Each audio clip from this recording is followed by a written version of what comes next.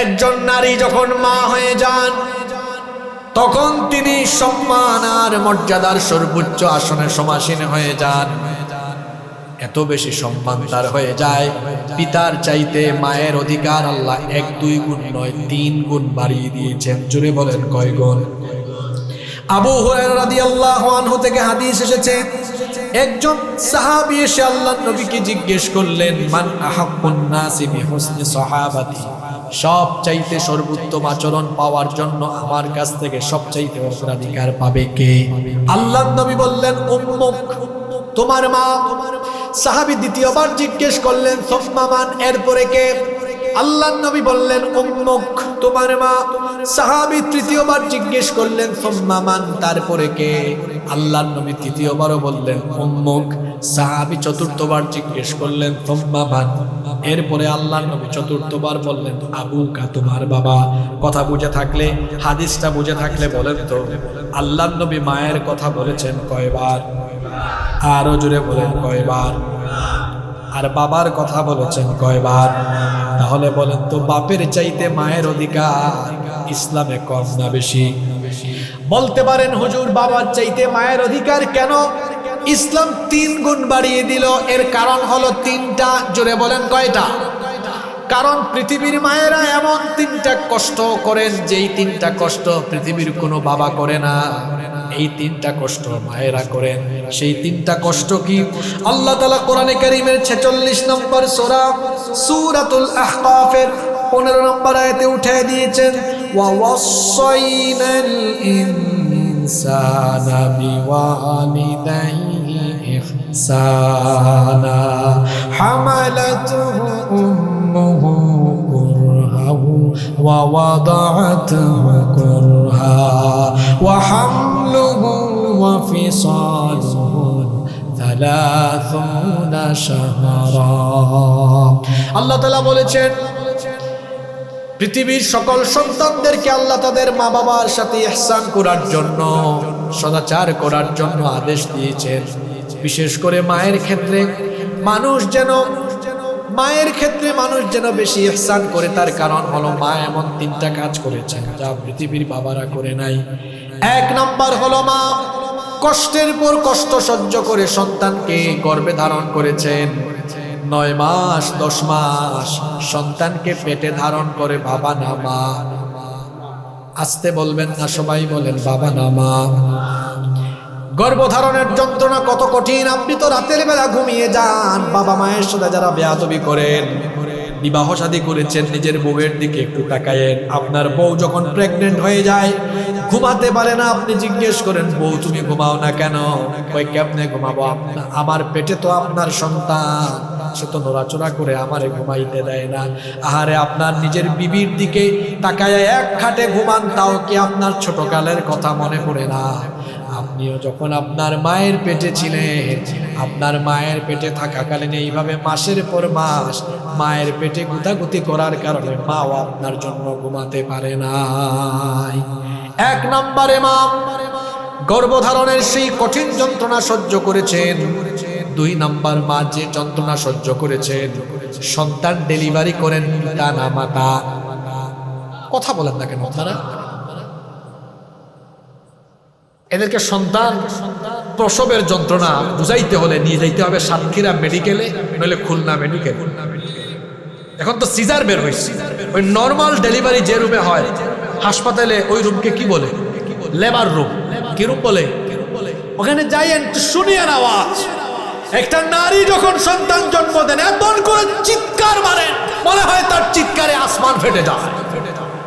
চিকিৎসা বিজ্ঞান বলছে, মানুষ সর্বোচ্চ 20 থেকে 25 ইউনিট ব্যথা সইতে পারে, কিন্তু সন্তান ডেলিভারির সময় মা 50 থেকে 55 ইউনিট ব্যথা সহ্য। এই কষ্ট সহ্য করে আপনার বাপ না আপনার মা? 3টা কষ্ট মা সহ্য করেছেন যেটা বাবা করেন নাই। 1 নাম্বার, মা 10 মাস গর্ভধারণ করেছেন। 2 নাম্বার, মা আপনাকে প্রসব করেছেন। 3 নাম্বার, মায়ের পেট থেকে বের হওয়ার পরে ভে ভে শুধু কান্না করে, কোনো ভাষা নাই। এখন তো আপনি গোশত খেতে পারেন, মাছ খেতে পারেন, ভাত খেতে পারেন, কিন্তু জন্মের পরে সন্তানের জন্য মায়ের দুধ ছাড়া আর কোনো খাওয়া আছে নাকি? জন্মের পর থেকে আপনাকে 2 বছর 2.5 বছর বুকের দুধ যিনি পান করিয়েছেন তিনি বাবা না মা? এই 3টা কষ্ট মা সহ্য করেছেন বলে ইসলাম বাবার চাইতে মায়ের হক 3 গুণ বেশি বাড়িয়ে দিয়েছে। এই বাবা আর এই মায়ের খেদমত করবে, বিশেষ করে মা বড় সেন্সিটিভ জায়গা, মা বেশি কষ্ট সহ্য করেছে, মা বাবার সাথে বেইনসাফি। এখানে অনেকে আছেন আমার কথায় মনে কষ্ট নিয়ে, এক বাপের 3 ছেলে, কয়টা ছেলে? আর মা বাপ বয়স্ক হয়ে গেছে, বুড়া মানুষ। 3 ভাই একদিন মিটিংয়ে বসেছে, মিটিংয়ে বসে বলতেছে, বড় ভাই ছোট 2 ভাইকে বলতেছে, আচ্ছা ভাইরা শোনো, আমরা আমাদের আব্বা আম্মাকে একটু ভাগ করে খাওয়াই। আমি 1 মাস, মেজো ভাই তুমি 1 মাস, ছোট ভাই তুমি আরো 1 মাস, ভাগাভাগি করতেছি। মেজো ভাই বলতেছে, বড় ভাই আমি আপনার সাথে একমত না, 1 মাস তো লম্বা সময়, আপনি 10 দিন আমি 10 দিন, আমার ছোট ভাই হেরা ভাগ করে, এরকম ভাগাভাগি করে পালাক্রমে মা বাপকে খাওয়ায়, ভাগাভাগি করে চিকিৎসা করায়। এরকম সন্তান আমার সমাজে আছে না? এই নাফরমান সন্তান, তুমি যখন ছোট ছিলে তখন কি তোমার মা বাবা তোমাকে ভাগ করেছেন? বড় 2 ভাই এই কথা বলবে, ছোট ভাই সে শুনে বলতেছে, বড় ভাই মেজো ভাই আমি আপনাদের সাথে দ্বিমত, আমি তো আপনাদের ছোট, আমি বড় 2 ভাই হিসাবে আপনাদের কাছে একটা দাবি করি। কি দাবি? কয় 1 মাস 1 মাস 1 মাস করে 10 দিন 10 দিন 10 দিন করে খাওয়ানোর দরকার নাই, আব্বা আম্মাকে সারা জীবনের জন্য আমার কাছে দিয়ে দেন। এখন বড় 2 ভাই একটু কায়দা করে জবাব দিয়েছে, দেখো তুমি আমাদের ছোট, তুমি বড় ভাইদের কাছে দাবি করছো, তোমার দাবি কি ফেলানো যায়? যাও তোমার দাবি পূরণ করো। এটা আসলে ইমোশনাল ব্ল্যাকমেইল। এই 3 ভাইয়ের কথা শুনছে এক চাচা, চাচা এসে বলতেছে, ভাতিজা তুমি এত ব্যাকুল কেন, তো ব্যাকুব কেন? চাচা কি হয়েছে? তোমার 2 ভাই দায়িত্ব নিতে চাইলো, তুমি তাদেরকে না দিয়ে একাই দায়িত্ব নিয়ে নিলা, তোমার তো এখন পয়সা বেশি খরচ হবে, টাকা খরচ বেশি হবে, 3 ভাই মিলে খাওয়াইলে সবার টাকা খরচ হবে, তুমি তো একটু বেকুব। এই ছেলে বলতেছে, চাচা রাগ কইরেন না, আপনি আমার বাবার বয়সী মানুষ, আপনিও ব্যাকুল, আমার 2 ভাই হেরাও ব্যাকুল। বলতেছে, কেন তুমি আমাকে ব্যাকুল ব্যাকুব বললা? বলবো না, আমার 2 ভাইও বুঝে নাই হিসাব, আপনিও বুঝেন নাই হিসাব। আমি যদি আমার পিতা মাতাকে খাওয়াই, আমার পিতা মাতার ভরণ পোষণ লালন পালন চিকিৎসা সব যদি আমি করি, আর আমার আব্বা আম্মা যদি একবার খুশি হয়ে শুধু আমার উপর সন্তুষ্ট হয়, আমার টাকা পয়সা কমবে না, বরং আল্লাহ তাআলা দুনিয়ার সম্পদ আমার পায়ের তলায় ফেলে দিবেন। আল্লাহু আকবার। তাহলে বুদ্ধিমান সন্তানরা কি পিতা মাতাকে ভাগ করে? জোরে বলেন। এখানে যত যুবক ভাইরা এসেছেন যাদের বাবা মা আছে, খবরদার বাবা মাকে ভাগ করবেন না। জীবনে যদি আপনি সম্মান চান, ইজ্জত চান, রিজিক চান, আব্বা আম্মার খেদমত করেন, বাবা মাকে ভাগাভাগি করবেন। আপনার বাবা মা চিকিৎসা দরকার, চিকিৎসা করা। ঈদের সময় আসবে, সবার আগে আব্বা আম্মাকে গিফট করবেন। আব্বা আম্মা বয়স্ক মানুষ ঘুমাতে পারে না, আপনি যখন ছোট ছিলেন, আচ্ছা যারা বিবাহিত বলেন তো দেখি, বিবাহিত ভাইরা, আপনার ছেলে মেয়ে যখন রাত 2টা-3টা বাজে উঠে কান্না করে, তখন কি আপনি ঘুমান না উঠে আপনার মেয়েকে ঘুম পাড়ান, ছেলেকে ঘুম পাড়ান, সন্তানকে ঘুম পাড়ান? আপনিও যখন ছোট ছিলেন আপনাকে আপনার বাবা মা ঘুম পাড়িয়েছেন। আজকে আপনার বাবা বুড়া, আপনার মা বুড়ি মানুষ, ঘুমাইতে পারেন না, আপনি বাবা মায়ের রুমে যান, গিয়ে বলেন, আব্বা আম্মা আমি আপনার মাথা টিপে দেই, হাত পা টিপে দেই। বাবা মা বলবে, দরকার নাই বাবা তুমি চলে যাও। আপনি বলুন, না, ছোটবেলা আপনি আমাকে ঘুম পাড়িয়েছেন, এখন আমি আপনাকে ঘুম পাড়াবো। আপনি একটু বাবা মায়ের রুমে থেকে মাথাটা, হাতটা, পাটা টিপে দিয়ে ঘুম পাড়ান। আপনার বাবা মা ঘুমানোর সময় আল্লাহকে বলবে, আল্লাহ আমার ছেলে আমার মেয়ে আমার কলেজা ঠান্ডা করে দিয়েছে, তুমিও আমার ছেলেকে দুনিয়া আখিরাতে শান্তি করে দাও। সুবহানাল্লাহ। এটা করছেন কখনো?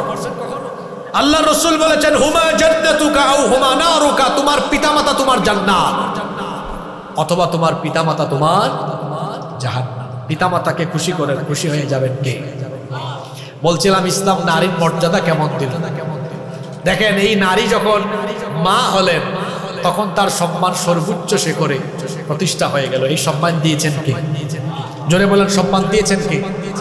আমার দিকে তাকান। সর্বশেষ একটি ঘটনা বলবো, এটা আপনাদের পাশের জেলায় হয়েছে।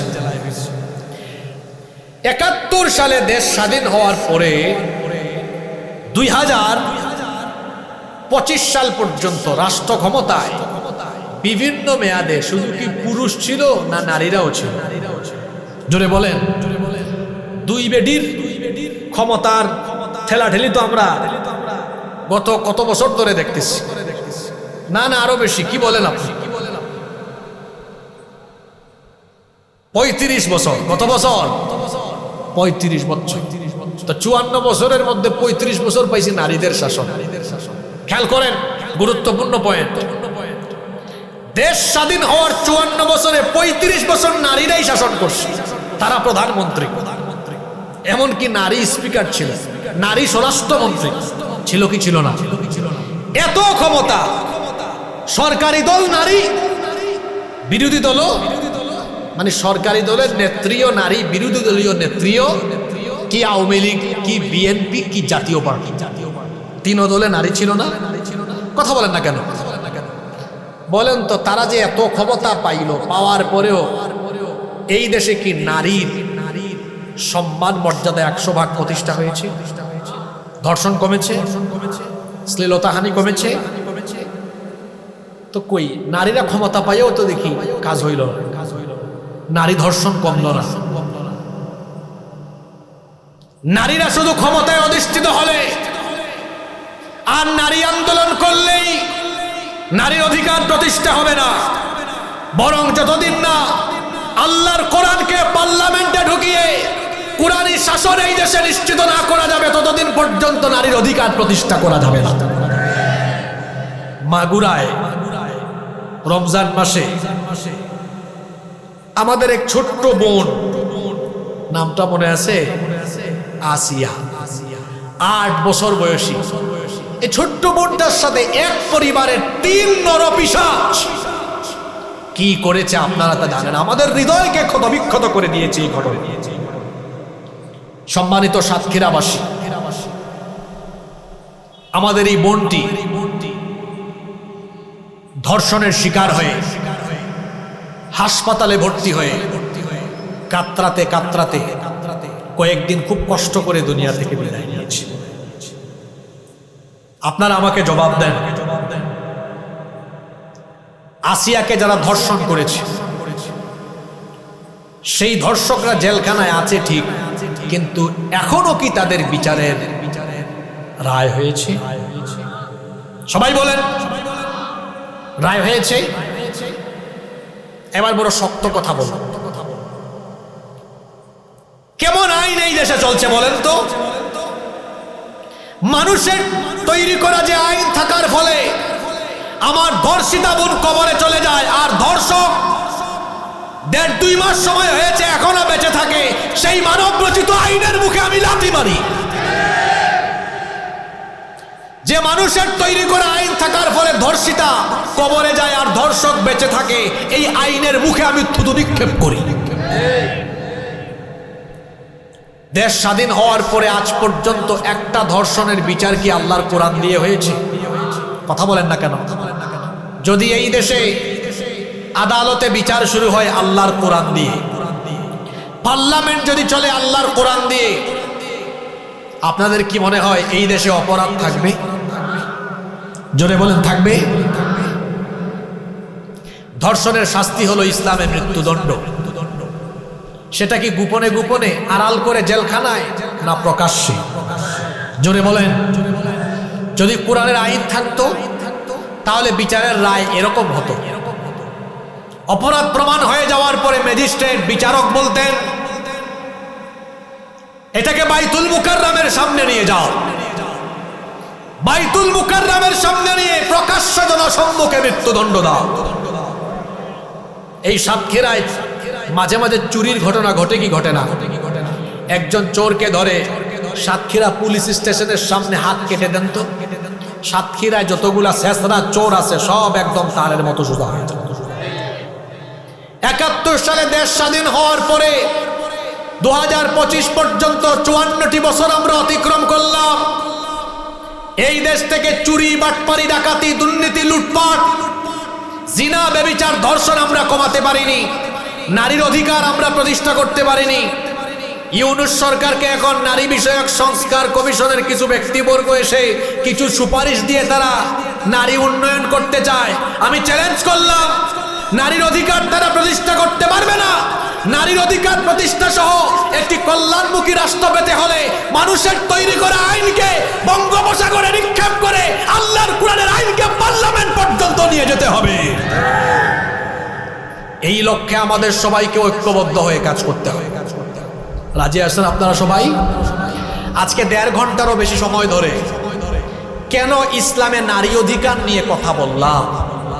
যাতে করে আমার দেশের নারীবাদীরা সহজ সরল মুসলমানদেরকে ধোঁকা দেওয়ার সুযোগ এবং সাহস কোনোটাই না পায়।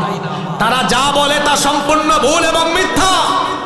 তারা বলে ইসলাম নারীর প্রতি বৈষম্য করেছে, তারা বলে ইসলাম নারী অধিকার প্রতিষ্ঠার পথে বাধা এবং অন্তরায়। তারা যেই কথা বলে তা হলো সম্পূর্ণ মিথ্যা, তা হলো সম্পূর্ণ ভুল এবং প্রতারণা, জাতির সাথে ধোঁকাবাজি। বরং সত্য কথা হলো এই, পৃথিবীর বুকে অধিকার হারা নারী জাতির অধিকার সর্বপ্রথম প্রতিষ্ঠা করেছে ইসলাম। আমরা আজকে ধাপে ধাপে একটি মেয়ে জন্ম হওয়া থেকে নিয়ে শুরু করে তার মা হওয়া পর্যন্ত তার জীবনের প্রতিটি সেক্টরে, প্রতিটি ধাপে ধাপে ধাপে ধাপে ইসলাম কি করে তাকে সম্মানিত করেছে, মর্যাদা দিয়েছে, কিভাবে তার অধিকার প্রতিষ্ঠা করেছে, আমরা কোরআন সুন্নাহর আলোকে তা অবগত হয়েছি। এবার আসেন আমাদের করণীয়। কষ্ট হচ্ছে আপনাদের? আমি আর 2-3 মিনিট সময় দিন। আমাদের করণীয় হলো, এখানে আমরা যারা আছি আমাদের প্রত্যেকের ঘরেই মা বোন আছে না নাই? জোরে বলেন। এই ওয়াজের আমল শুরু হবে আগে ঘর থেকে। আজকে এমন এক বিষয় নিয়ে ওয়াজ হয়েছে, আলোচনা হয়েছে নারীদেরকে নিয়ে। আর নারী আমাদের প্রত্যেকের ঘরে আছে না নাই? যারা বিয়ে করে নাই তাদের ঘরে তো বউ না থাকলে কি হবে? মা আছে, বোন আছে। আর যারা বিয়ে করেছেন বউ আছে, মা আছে, বোনও আছে। যারা বয়স্ক হয়ে গেছেন তারা তো আরো বহুত কিছু পাইছেন। বউ আছে, মেয়ে আছে, নাতনি আছে, আছে না?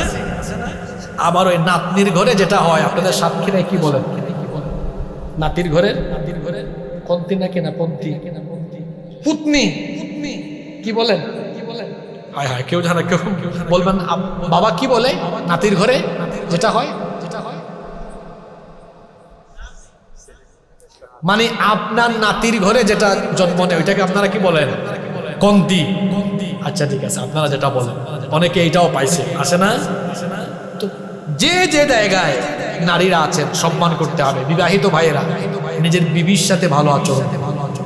আর মা বাবা যাদের জীবিত আছে মনে করবেন জান্নাত এখনো আপনার ঘরে আছে। সুবহানাল্লাহ। মার খেদমত, বোনকে স্নেহ করুন, স্ত্রীকে ভালোবাসুন, মেয়েকে ভালোবাসুন, ইনসাফ করুন। আর মা হোক, বোন হোক, মেয়ে হোক, বউ হোক, কয়টা বললাম? মা হোক, বোন হোক, মেয়ে হোক, আপনার স্ত্রী হোক, 4 জনকে পর্দায় রাখা আপনার কি দায়িত্ব নয়? জোরে বলেন, দায়িত্ব নয়? আপনি ওয়াজে আসেন, নামাজে যান, ইসলামী আন্দোলন করেন, হজ করেন, যাকাত দেন।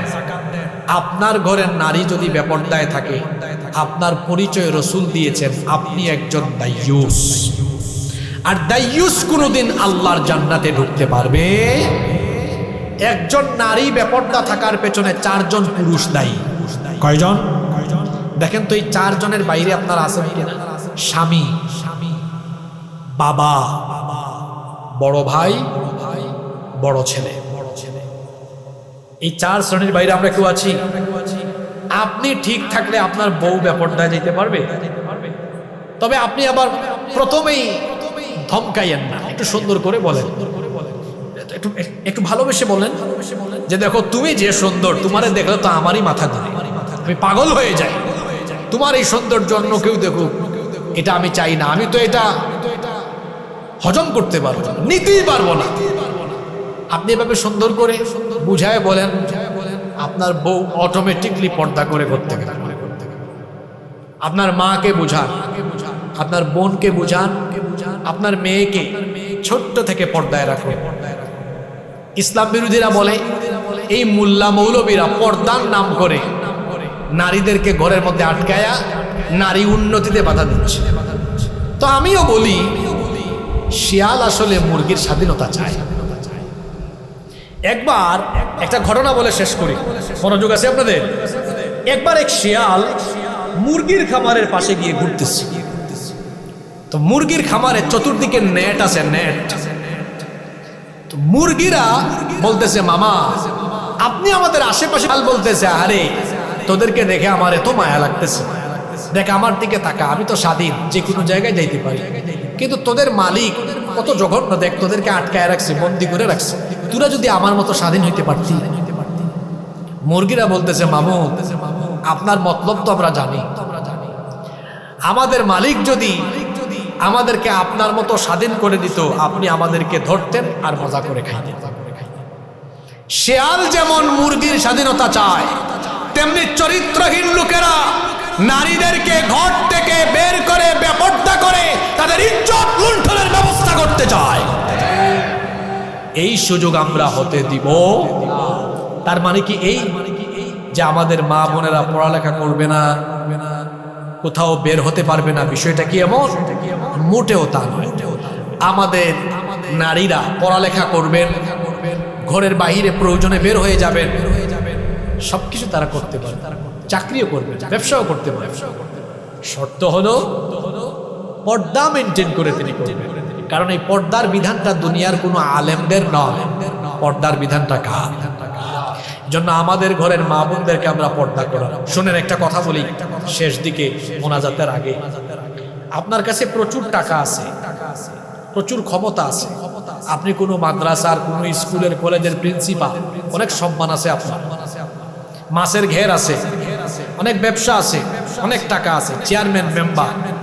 কিন্তু শুনেন ভাই, আপনার পরিবারে যদি সুখ শান্তি না থাকে, আপনার এই টাকা পয়সা, ব্যবসা বাণিজ্য, আপনার এই রাজনীতি, কোনো কিছু দিয়ে আপনি মনের সান্ত্বনা আর মানসিক প্রশান্তি আপনি পাবেন না।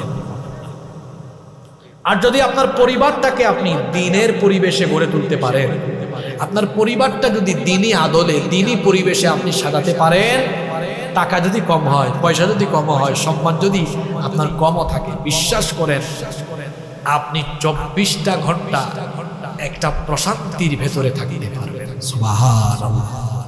এজন্য আমাদের পরিবারগুলোকে সুন্দর করে সাজানো দরকার।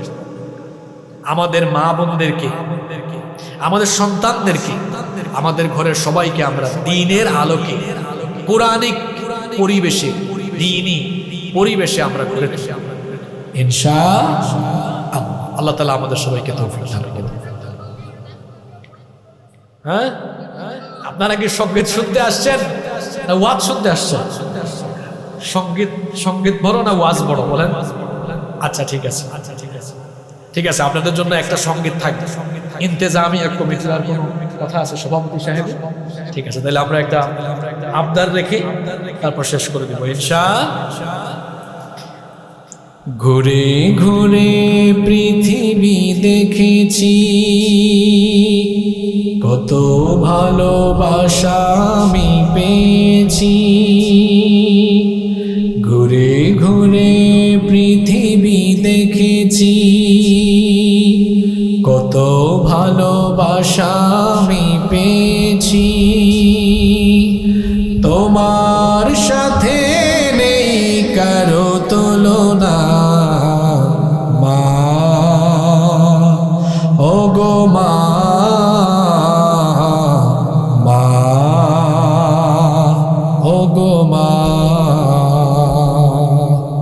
মা ওগো মা, মা ওগো মা। অনেকেই বলেছে জীবন দিতেও পারে আমার তোরে, স্বার্থের পিছু টানে গিয়েছে দূরে, আঘাত করলে প্রতিঘাত করেছ, আঘাত করলে প্রতিঘাত করেছে, তুমি তো দুঃখের স্পর্শ দিলে না। মা ওগো মা, মা ওগো মা, মা ওগো মা, মা ওগো মা। শত ঝড় জঞ্জায় আগলে রেখেছ মনে বুকে, সারাটা জীবন ধরে পাহারা দিয়েছ চোখে চোখে।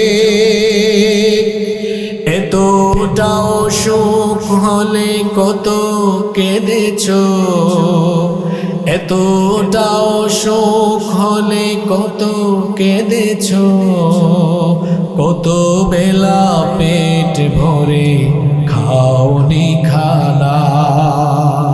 মা ওগো মা, মা ওগো মা। এ জীবন বিলিয়েও হবে না দুধের দাম শোধ, তোমাকে আঘাত করে যারা পশু যারা নির্বোধ। জীবন বিলিয়ে মায়ের ঋণ শোধ করা যাবে দুধের? বলেন করা যাবে? এ জীবন বিলিয়েও হবে না দুধের দাম শোধ, তোমাকে আঘাত করে যারা পশু যারা নির্বোধ। তোমার পায়ের নিচে জানি জান্নাত, তোমার পায়ের নিচে জানি জান্নাত, তুমি তো জীবনের সব সাধনা। মা ওগো মা, মা ওগো মা, মা ওগো মা, মা ওগো মা। আল্লাহ আমাদেরকে মা বাবার খেদমতের তৌফিক দান করুন। আল্লাহুম্মা আমিন, আল্লাহুম্মা আমিন। আলহামদুলিল্লাহি রাব্বিল আলামিন, ওয়াসসালাতু ওয়াসসালামু আলা আশরাফিল আমবিয়াই ওয়াল মুরসালিন। ربنا ظلمنا أنفسنا وإن لم تغفر لنا وترحمنا لنكونن من الخاسرين।